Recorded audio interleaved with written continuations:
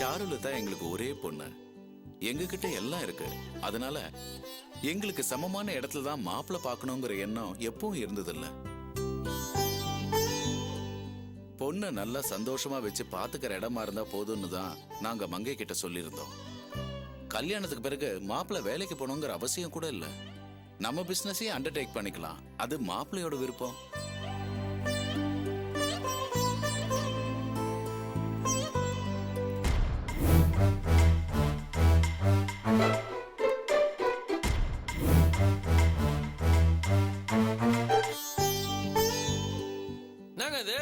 வீடா இல்ல ஹோட்டலா?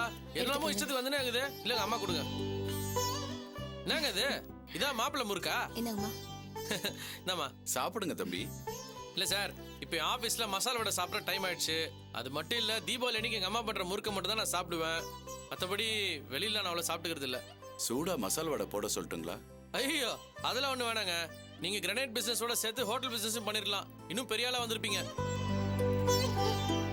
ஆஸ்திரேலியா, கனடா, சிங்கப்பூர்னு உலகம் ஃபுல்லா பிரான்ச்சஸ் ஓபன் பண்ணிருக்கலாம். எது கேட்டாலும் இல்லன்னு சொல்லாம கொடுக்குறீங்களே. அதனால என்ன, நீங்க வந்ததும் ஆரம்பிச்சிட்டா போகுது. நமக்கு இந்த நீங்க ஒண்ணு தப்பா நினைச்சுக்காதீங்க. இவன் எப்பவுமே அப்படிதான். எப்ப பார்த்தாலும் கலகலன்னு பேசிக்கிட்டே இருப்பான். இதான் அவன் சுபாவம். நீ போய் சாரு கூட்டும். ஏய், என்ன இவ்வளவு நேரம் ரெடி ஆகுற? மாப்பிள்ளை எவ்வளவு கியூட்டா இருக்காரு தெரியுமா? நீ எப்ப பாத்த? இவ்வளவு நேரம் என் கூட தானே இருந்த. மாப்பிள்ளை கார்ல இருந்து இறங்கும் போது நான் மாடியில இருந்து பாத்துட்டேன். சாரு, எல்லாரும் உனக்காக தான் வெயிட் பண்ணிட்டு இருக்காங்க. சீக்கிரம் வாமா. அப்படியா? முதல்ல நான் போறேன். எழுந்திருமா, சீக்கிரம் வா. எங்க பொண்ணு வருது.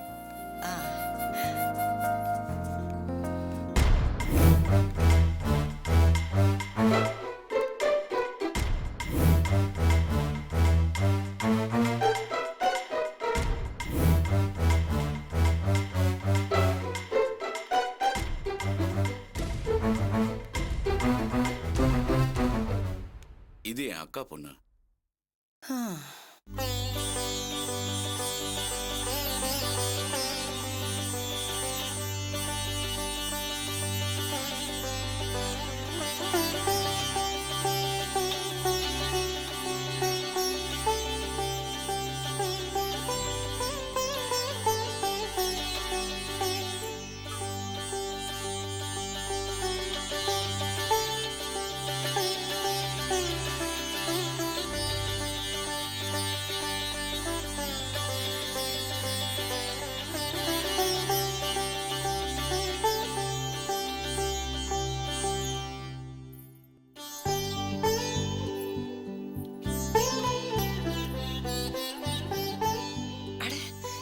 என்னம்மா இதெல்லாம்?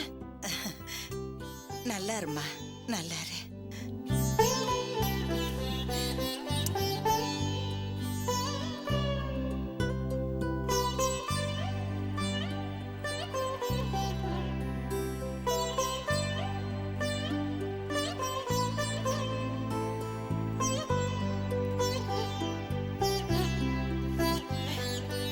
போய் உட்காருமா. உட்காருமா.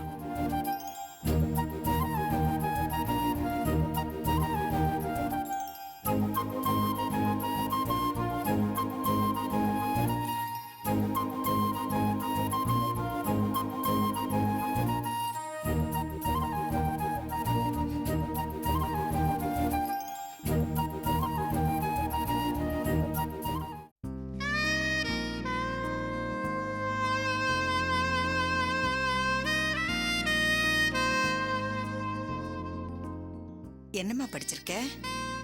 பிகாம் முடிச்சிருக்கேன். பெங்களூர் யூனிவர்சிட்டியில MBA பண்ண போறேன் ஆண்டி. ஆஹா. சாருலதாக்கு பரதநாட்டியம், குச்சிப்பிடி எல்லாமே தெரியும். ஓஹோ. அவ 7 வயசுலயே டான்ஸ் கிளாஸ் போயிருக்கா. அவ பாட்டு கிளாஸ் கூட போயிட்டு இருக்கா. அப்ப நல்லா பாடுவியாம்மா? பாட தெரிஞ்சா பாட எடுத்தா உங்களுக்கு பாட சான்ஸ் கொடுக்க போறியா? எப்ப பார்த்தாலும் ஏதாவது கிண்டல் பண்ணிக்கிட்டு சும்மா இருடா.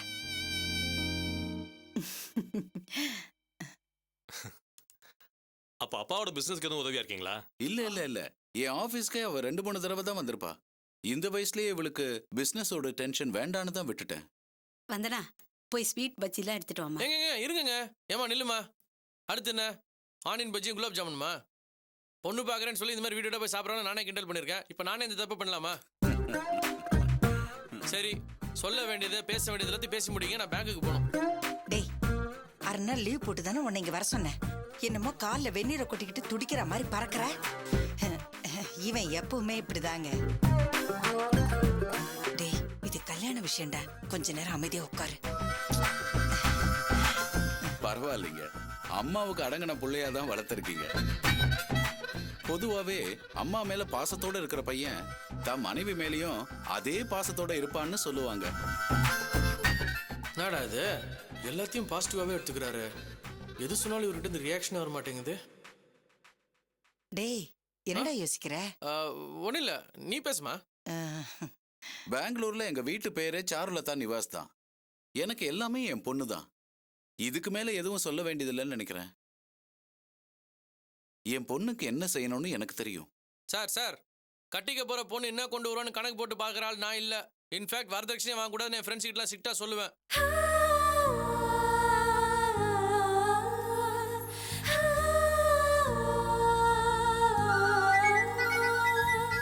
ஹலோ, நான் 15 மினிட்ஸ்ல திருப்பி கூப்பிடுறேன். பாய்டா. சாரு, மாப்பிள்ளைய கூட்டிட்டு போய் வீட்டை சுத்தி காட்டுமா. எங்க அதெல்லாம் ஒன்றும் வேணாங்க. வீட்டை சுற்றி பார்த்து நான் என்னங்க பண்ண போகிறேன்? நான் என்ன ஆர்கிடெக்டா? இதே மாதிரி டிசைனில் கஸ்டமருக்கு ஒரு வீடு கட்டி கொடுக்கறதுக்கு? டேய், அந்த பொண்ணு உங்ககிட்ட ஏதாவது பேசணும்னு நினைச்சாலும் நினைக்கும். இதெல்லாம் சொல்லாம புரிஞ்சுக்க தெரியாது. நீ கூட்டிட்டு போமா.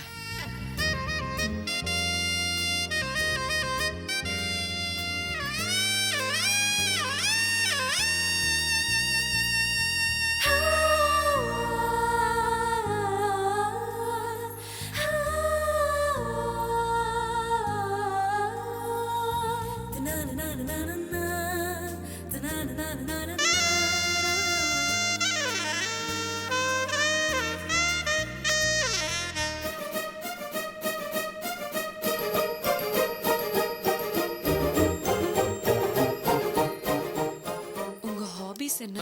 ஆ. ஆ, உங்க பொழுதுபோக்கு என்னன்னு கேட்டேன். Cinema, cricket. இந்த கிரிக்கெட்லாம் அப்பப்போ லைட்டாக பார்க்கறது உண்டு. ஆனால் அதே பழப்ப வச்சுட்டு நாள் முழுக்க பார்க்கறதுலாம் கிடையாது. அவனுங்க பழப்புக்காக ஆடுறானுங்க. அதுக்கு நம்ம எதுக்கு நம்ம பழப்ப விட்டு பார்க்கணும்? 11 முட்டாளுங்க ஆடுறானுங்க, அதை 11,000 முட்டாளுங்க உட்காந்து பார்க்கறானுங்க. அப்படி நான் சொல்லமா, உலகமே மேதைன்னு ஒத்துக்கிட்ட பெர்னாட் ஷா சொல்லிக்கிறாரு. மனுஷன் கரெக்டாக தான் சொல்லிக்கிறாரு. மேன் பவர் என்னத்துக்கு ஆகுது?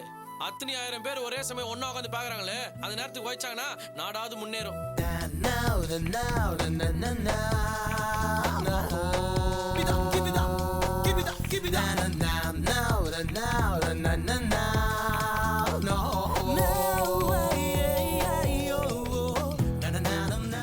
உங்களுக்கு பிடிச்ச ஃபுட் எது? பசி எடுக்கும் போது என்ன கிடைக்குதோ அதான் நமக்கு பிடிச்ச ஃபுட்டு. இருந்தாலும் எங்க அம்மா கையில் என்ன சமைச்சு போட்டாலும் அதான் எனக்கு ரொம்ப பிடிக்கும். ஆமா, இவ்வளவு பெரிய பணக்காரட்டு பொண்ணா இருக்கிறீ, நல்லா வெயிட் பாட்டியா பிடிக்க வேண்டியது தானே? எதுக்காக என்ன பிடிக்கணும்னு பாக்குறீங்க? இதுக்கு பதில் தான் எங்க அப்பா சொல்லிருப்பாரு. என்னை சுத்தி எப்பவுமே நிறைய கூட்டம் இருக்கணும்னு நான் ஆசைப்படுவேன். நான் கல்யாணம் பண்ணிக்கிட்டு போற வீட்லயும் நிறைய பேர் இருக்கணும். நம்மள பார்க்க எப்பவுமே சொந்தக்காரங்க வந்துகிட்டே இருக்கணும். பரவாயில்லையா, இந்த காலத்துல இப்படி ஒரு நினைப்பா? நல்ல விஷயம் தான். அந்த காலத்துல எப்பவுமே வீட்டுக்கு 4 பேர் வரணுன்றதுக்காக வாசல்ல திண்ணை கட்டி வச்சிருப்பாங்க. இந்த காலத்துல வீட்டுக்கு எவனுமே வந்துடக்கூடாதுன்றதுக்காக வாசல்ல நாயில கட்டி வச்சிருக்கானுங்க. சொந்தக்காரங்க யாராச்சும் வீட்டுக்கு வந்தா ராத்திரி நீங்க தங்கிட போறாங்களோன்னு அலறாங்க.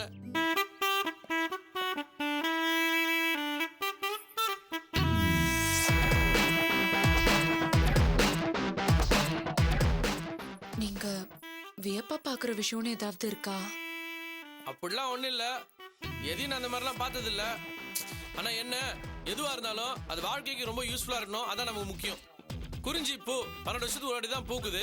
அதை எல்லாருமே வியப்பா பாக்குறாங்க. ஆனா தினைக்கும் விளையுதே கீரை, அதை நான் வியப்பா பாக்குறேன். ஏன்னா அது ஏழைங்களோட பசிய போகுது. அது மட்டும் இல்ல, அது உடம்புக்கு ரொம்ப ஹெல்த்தி. அதெல்லாம் ரொம்ப ஈஸியா கிடையாதுன்னு எவனும் அதை மதிக்க மாட்டேங்கிறான். குறிஞ்சி பூவை சமைச்சு சாப்பிட முடியுமா? முடியாதுல்ல. டீ கப்ல டீ குடிக்கலாம், வேர்ல்டு கப்ல வேர்ல்டு குடிக்க முடியுமா?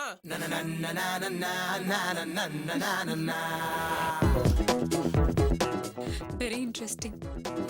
நீங்க ரொம்ப நல்லா பேசுறீங்க, எனக்கு ரொம்ப பிடிச்சிருக்கு. ஏங்க நான் பாட்டு ஏதோ வளரிட்டு இருக்கேன், அது பிடிச்சிருக்குன்னு சொல்றீங்க. நான் கொஞ்சம் ஓவரா தான் பேசுவேன், அது எனக்கே தெரியும். ஃப்ரெண்ட்ஸோட பேசி பேசி அது மாதிரி பழகிடுச்சு. மற்றவங்களாம் சொல்ல வந்த விஷயத்த அதை மூளைக்கு அமிச்சு ப்ராசஸ் பண்ணி ஃபில்டர் பண்ணி எது பேசுமோ அதை மட்டும் தான் பேசுவாங்க. ஆனா நம்ம அப்படி கிடையாது.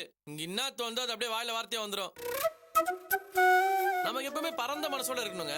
இந்த சேடிஸ்ட் மாதிரி குறுகிய சிந்தனையோட யோசிக்க கூடாது. பரந்த மனசு, சாடிஸ்ட், ரெண்டுத்துக்கும் என்ன வித்தியாசம்? அதுக்கு விளக்கம் கொடுக்கணும்னா கொஞ்சம் யூத்ஃபுல்லான தாட்டோட தான் சொல்லணும். நீங்க ஒன்றும் தப்பா நினைச்சிக்க மாட்டீங்களே. நீங்க என்ன சொன்னாலும் நான் தப்பா எடுத்துக்க மாட்டேன். சொல்லுங்க. ஏங்க அப்ப என்ன என்ன அரலூசுன்றீங்களா? பெரிய பெரிய ஜீனியஸ் எல்லாம் இப்படிதான் இருப்பாங்க. போச்சுரா, என்ன வாழ்க்கையில ஜீனியஸ் சொன்ன முதல் நீங்க தான்.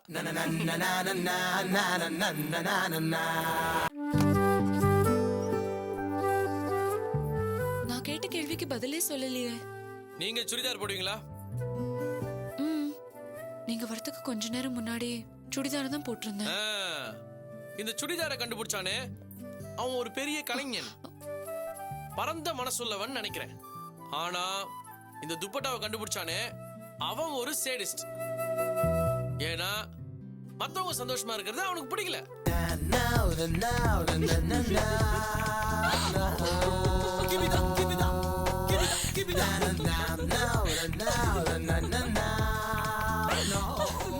வீட்டை நல்லா சுத்தி காட்டிட்டீங்கன்னு நினைக்கிறேன். போலாமா?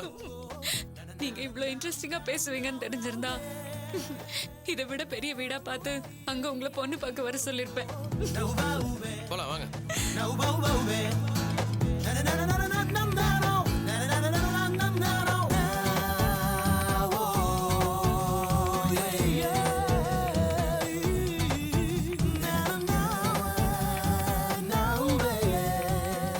நம்ம கிளம்பலாமா? என்ன தம்பி வீடெல்லாம் பாத்தீங்களா? ஆ. நீங்க பேசி ஒரு நல்ல நாளா சொல்லுங்க. சரிங்க, சம்பிரதாயப்படி நாங்க உங்க வீட்டுக்கு வந்து பார்த்துட்டு அன்னைக்கே கல்யாண நாள முடிவு பண்ணிக்கலாம். ரொம்ப சந்தோஷங்க. சரிங்கம்மா. அப்ப நாங்க கிளம்புறோம். சரிங்கம்மா. போயிட்டு வரோம்மா.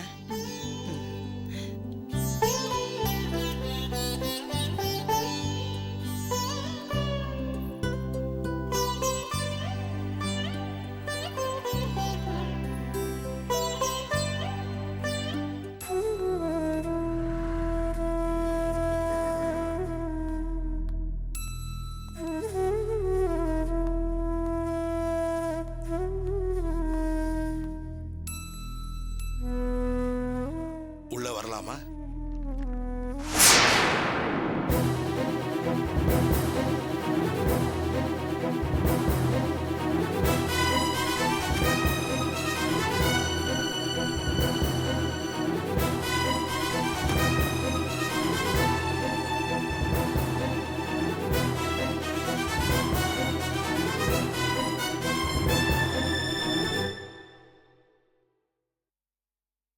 அழையா விருந்தாளியா தான் நான் இங்க வந்திருக்கேன்.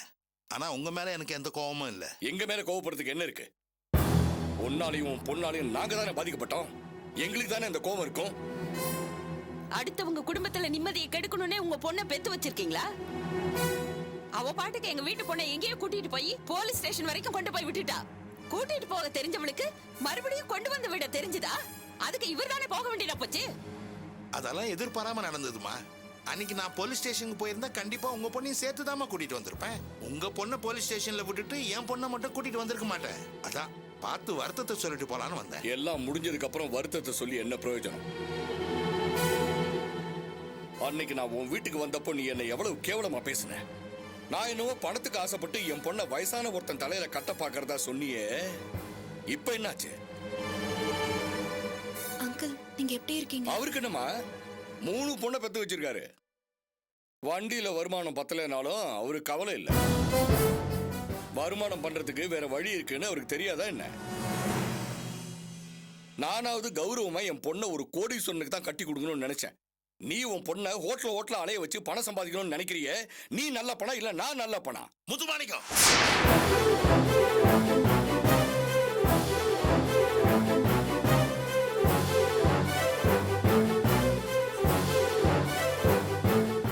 வேணாம் முத்துமாணிக்கம், வார்த்தையை அளந்து பேசுங்க. நீங்களும் 2 பொம்பளை பிள்ளைங்களை பெத்து வச்சிருக்கீங்க. அத மனசுல நினைச்சுக்கிட்டு பேசுங்க.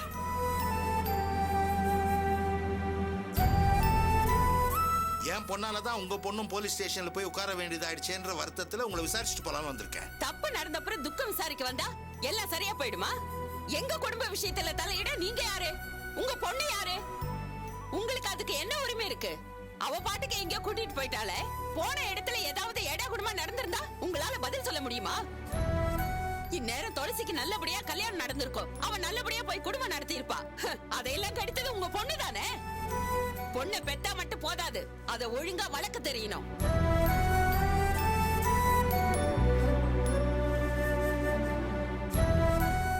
இப்படி ஹோட்டலா அலையிற அளவுக்கு நாங்க எங்க பொண்ணை வளர்க்கல. ஒழுங்கா இருந்த துளசிய உங்க பொண்ணு தான் கூட்டிட்டு போய் அவ வாழ்க்கையே நாசமாக்க பாத்திருக்கா.